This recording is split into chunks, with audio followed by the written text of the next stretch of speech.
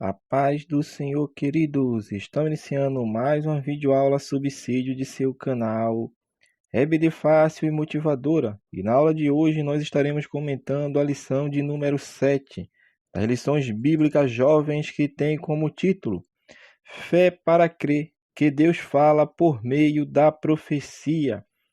Nós estamos dando prosseguimento aos nossos estudos bíblicos deste trimestre, o qual estamos comentando o tema A Prova da Vossa Fé, vencendo a incredulidade para uma vida bem-sucedida. E hoje chegamos na lição 7, Fé para crer que Deus fala por meio de profecia. O texto principal encontra-se em 1 Coríntios, capítulo 14, versículo 3. Mas o que profetiza fala aos homens, para edificação, exortação e consolação. Resumo da lição. As profecias são os oráculos de Deus, que manifestam sua vontade soberana para a humanidade. O texto bíblico encontra-se em 2 Pedro, capítulo 1, dos versículos 16 ao versículo de número 21. Então, vamos iniciar nossa lição de número 7.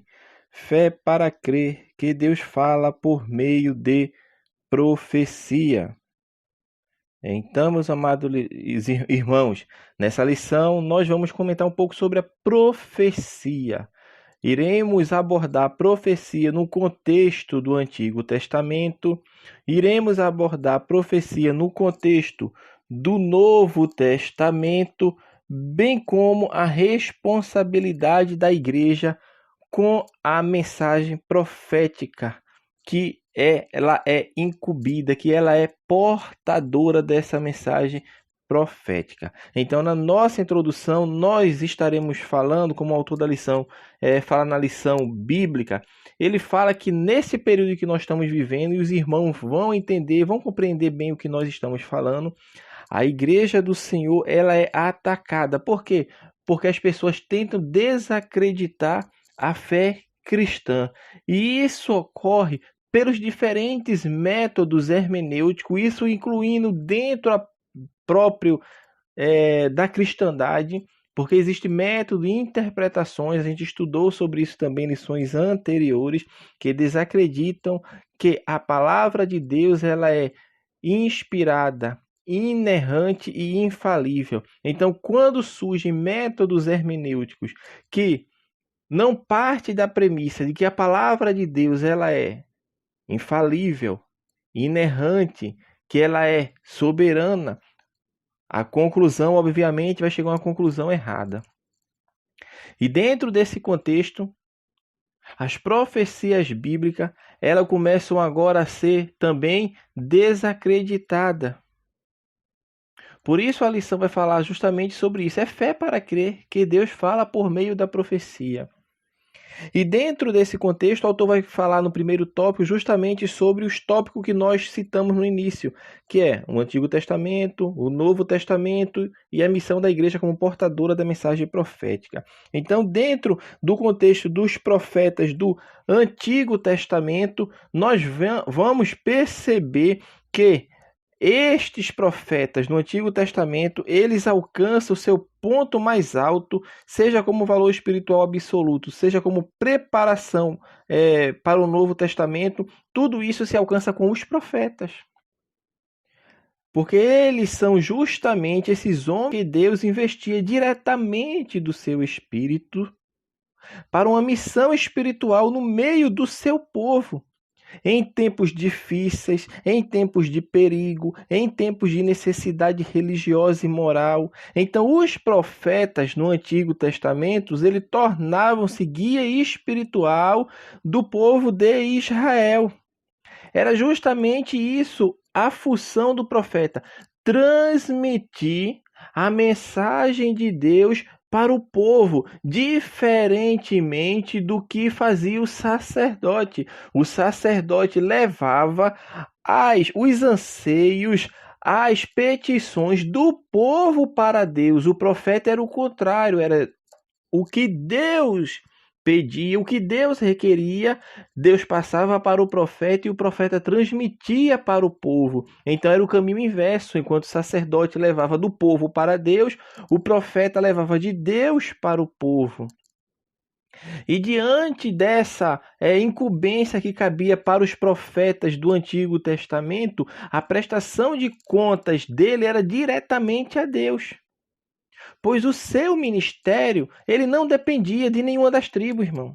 O profeta do Antigo Testamento, ele era levantado exclusivamente por Deus. Independia da tribo, independia da sua condição ou posição social e independia da sua qualificação intelectual, mas era um ato soberano de Deus que escolhia justamente esses homens para serem o transmissor dos oráculos divinos. Embora, quando a gente vai ler essa escritura sagrada do Antigo Testamento, como nós estamos falando nesse ponto aqui do Antigo Testamento, nós vamos ver que existem pessoas que foram dotadas do espírito profético desde a origem do povo hebreu, porque Abraão ele é citado como profeta em Gênesis 20, capítulo 7. Abraão era profeta. Mas quando lemos o texto sagrado, vamos perceber, vamos ver e explicitamente está mostrado nas Sagradas Escrituras que tem um start, esse ofício profético do Antigo Testamento. E esse start se dá justamente com Samuel. A partir de Samuel, nós vamos perceber com mais frequência a atividade profética na vida de homens e mulheres levantados por Deus para falar ao seu povo. E foi justamente a partir deste ponto, ou seja, a partir de Samuel para frente, que vemos que forma-se uma cadeia ininterrupta de profetas levantados por Deus durante 6 séculos, ou seja, 600 anos. E dentro desse período de 600 anos, que abarca o ano 1050 a.C. ao ano 450 antes de Cristo, ou seja, 600 anos, essa fase ela é dividida em 2 fases. A primeira fase, que são os primeiros 300 anos, ou seja, de 1050 até 750 antes de Cristo, nós vemos ali os profetas não literários, ou os profetas de ação. E que profetas são esses? São aqueles profetas como Elias, são os profetas como Eliseu, são profetas que exerceram influência no seu chamado, na sua vocação profética, mas não deixaram conteúdo escriturísticos, não deixaram nada escrito para gerações posteriores, ou seja, eram os profetas de ação. Mas nos últimos 300 anos, antes do período pós-exílio, antes do período ali que nós conhecemos na história como um período interbíblico, surge ali do ano 750 ao ano 450 a.C., justamente os profetas literários, ou os profetas escritores, que são os que nós conhecemos nas Sagradas Escrituras, Isaías, Jeremias, Ezequiel, isso profetas maiores. Aí também tem os menores, Oséias, Amós, Abacuque, Obadias, Zacarias, Malaquias e tantos outros. Ou seja, houve uma divisão. Isso é uma questão didática, tá, irmão? Para a gente entender como ocorreu a atividade profética no Antigo Testamento. Porque Deus sempre teve o desejo de se relacionar com o homem. Isso é desde o princípio. Deus é um Deus que se relaciona com o ser humano. Quando Deus cria Adão e Eva, ele descia na viração do dia para falar com Adão e para falar com Eva. Ou seja, Deus sempre teve o desejo de falar com o seu povo. O homem peca, é expulso do jardim, mas Deus usa da sua benevolência, da sua misericórdia para continuar falando com o homem através dos profetas. No Antigo Testamento, Deus levantou os profetas para trazer justamente os oráculos de Deus, a mensagem de Deus para a nação.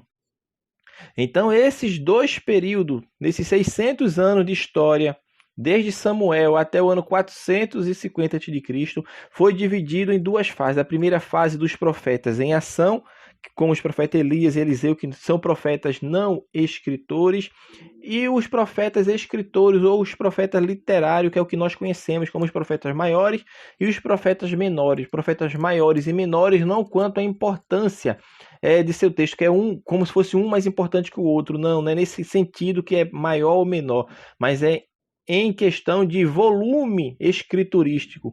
Porque Jeremias é um profeta maior e Oséias é um profeta menor? Porque o volume escriturístico de Isaías, de Jeremias, foi maior do que o que foi escrito por Oséias, foi o maior que foi escrito por Amós, ou seja, o volume escriturístico é maior. Por isso ele é considerado, é chamado teologicamente de um profeta maior e o outro de profetas menor. Embora, tem que frisar bem isso, irmão, a inspiração foi a mesma para todos.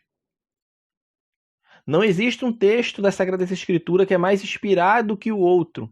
Os textos das Sagradas Escrituras são todos igualmente inspirados por Deus e têm a relevância igual. Não tem um texto mais inspirado que o outro. A inspiração que veio sobre Isaías é a inspiração que veio sobre Obadias.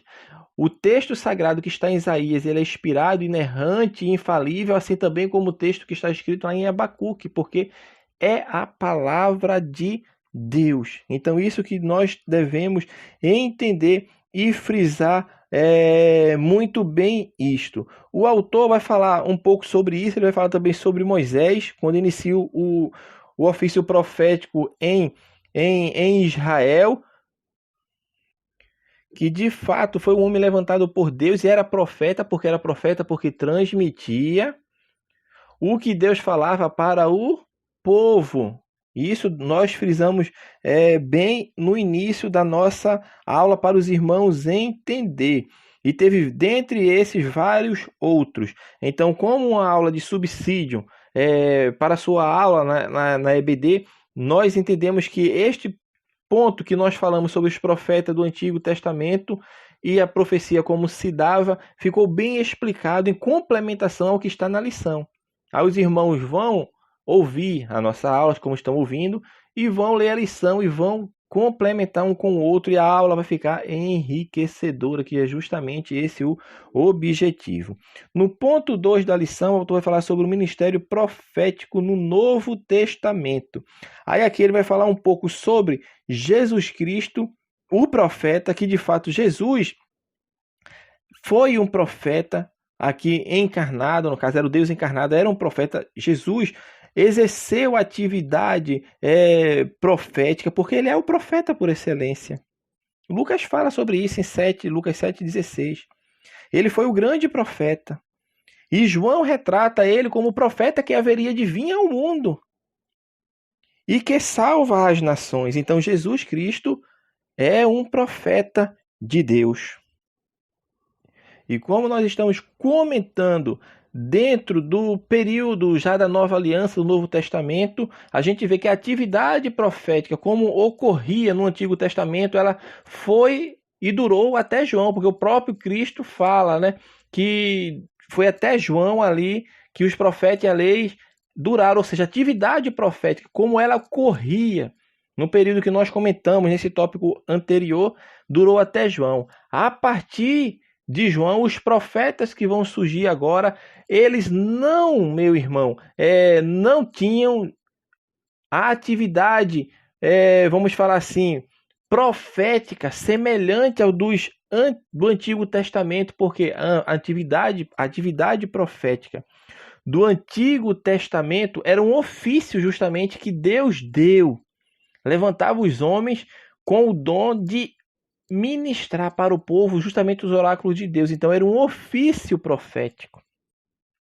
Na Nova Aliança, esse ofício profético, ele não tem mais. O que existe na Nova Aliança é o dom ministerial de profeta. Isso também tem que ficar claro que existe uma coisa que é o dom ministerial de profeta, conforme está lá em Efésios capítulo 4, versículo 11, ele fala de dom ministerial e não de ofício, porque no Novo Testamento não existe o ofício de profeta. A gente até ouve, né, a profetisa, o profeta, não tem mais isso, é um dom agora.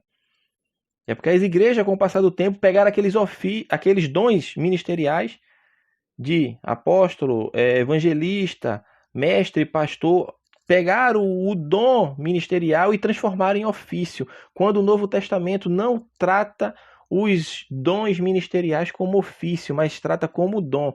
Então, como um dom, tem a diferença entre o dom de profeta, o dom ministerial de profeta, que está ali junto com o de apóstolo, evangelista, pastor, mestre, e tem também o dom espiritual que acontece de forma esporádica e momentânea sobre a pessoa que tem o dom de profecia. E isso que nós devemos fazer a diferenciação, que é o que o autor vai colocar aqui. Vai falar primeiro sobre o dom de profecia.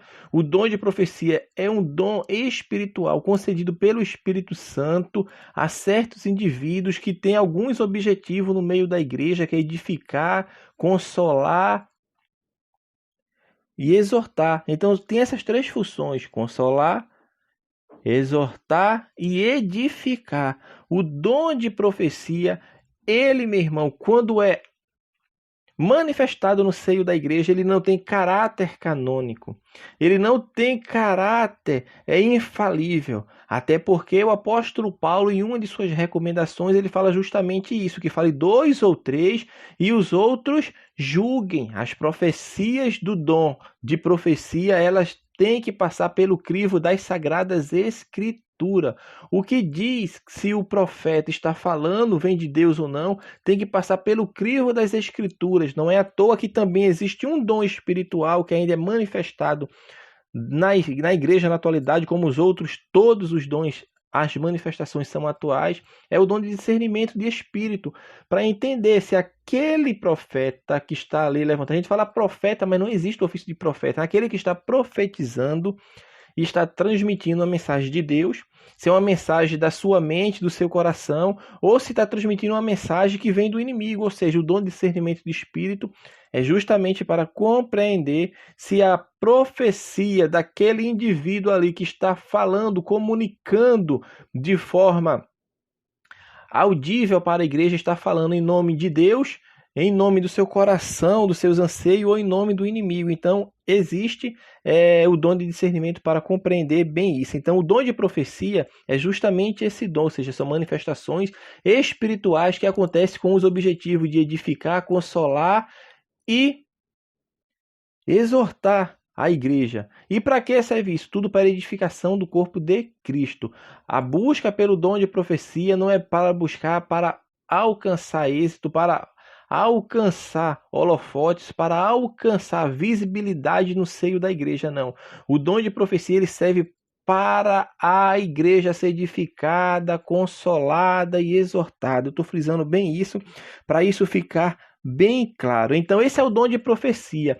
Já o dom ministerial de profeta é a capacidade que tem aqueles que ministram a palavra de Deus de transmitir a mensagem profética para os ouvintes da palavra. Ou seja, é um dom ministerial que Deus concede e dá para a igreja.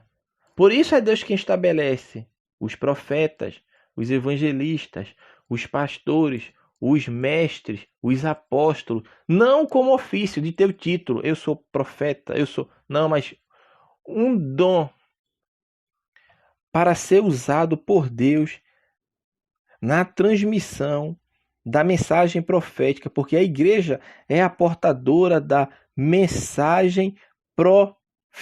Então a igreja ela possui essa mensagem profética. E para que a igreja possui essa mensagem profética, com alguns sendo usados por Deus com o dom ministerial de profeta, para anunciar Cristo, para ensinar, porque quando eu anuncio Cristo eu estou evangelizando, quando eu ensino eu estou discipulando. E para que se faz isso? Até que Cristo venha. Deus nunca deixou de falar com o seu povo, meu irmão. E Ele vai sempre continuar falando conosco. Nós falamos isso no tópico anterior e novamente nós estamos falando. Deus levantou os profetas no Antigo Testamento como um ofício profético para trazer a mensagem dele. No Novo Testamento, da mesma forma, Deus não deixou o seu povo sem ouvir a sua voz.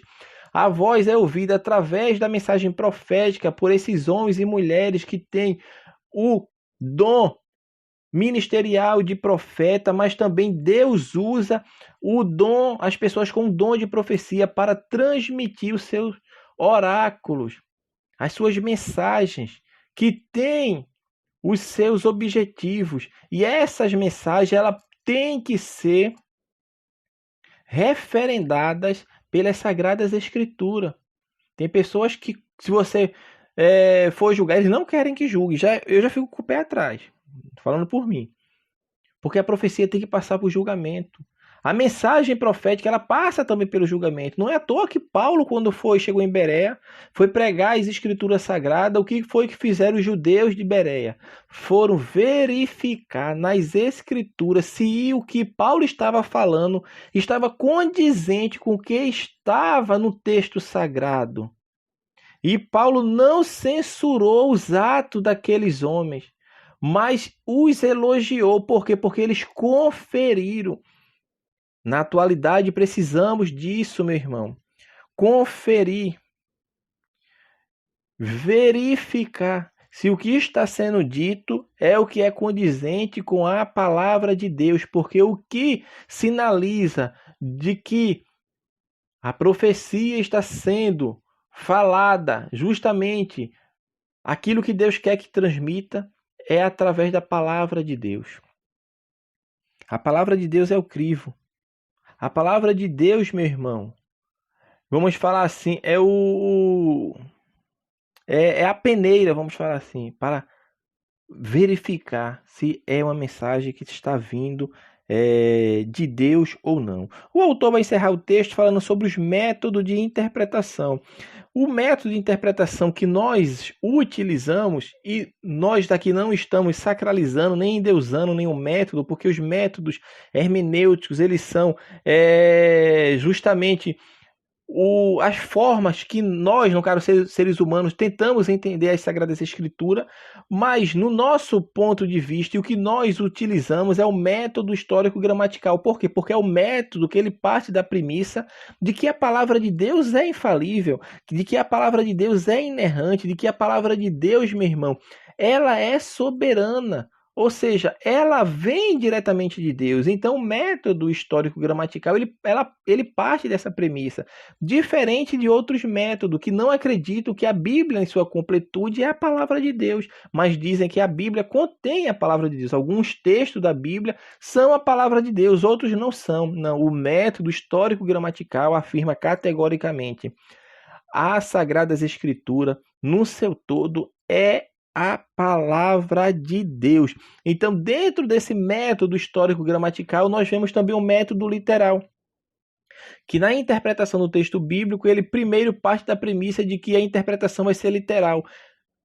E vai ler o texto. E o seu contexto é que vai nos mostrar se de fato aquele texto é de pleno cumprimento literal ou ele tem alguma ali simbologia, porque nós sabemos também que textos da Sagrada Escritura usa figura de linguagem, usa linguagem simbólica. Então, o contexto que vai me mostrar, mas primeiramente eu vou ler o texto e vou entendê-lo literalmente, mas quando o contexto vai mostrar que é uma passagem simbólica, eu compreendo que é uma passagem simbólica. E o fato disso, o autor até cita no livro de apoio, é Apocalipse capítulo 12, que fala sobre o dragão que perseguia a mulher que estava para dar à luz. E o próprio texto lá na frente vai falar que o dragão é a antiga serpente, que o dragão é Satanás, é o diabo. Ou seja, o texto que está falando sobre o dragão perseguindo a mulher é um texto simbólico. Por quê? Porque o texto lá na frente, ele auto se explica. E é assim com a Bíblia sagrada. A Bíblia, meu irmão, ela explica a própria Bíblia.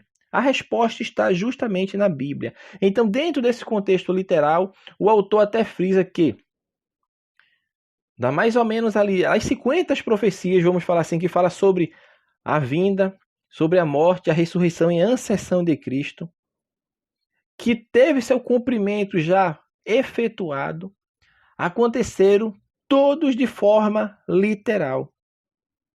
Todos de forma literal. Eu agora não sei a referência, mas eu estava estudando há semanas atrás justamente sobre isso. Que de todas as profecias bíblicas, todas, o autor falou categoricamente que de todas, se cumpriram literalmente. Todas as profecias que se cumpriram nas Sagradas Escrituras até o dia de hoje, elas se cumpriram literalmente. Ele falou, 70% das profecias bíblicas se cumpriram. E todas as 70% que se cumpriram aconteceu de forma literal. O que nos faz entender que as 30% que ainda restam, elas vão se cumprir literalmente.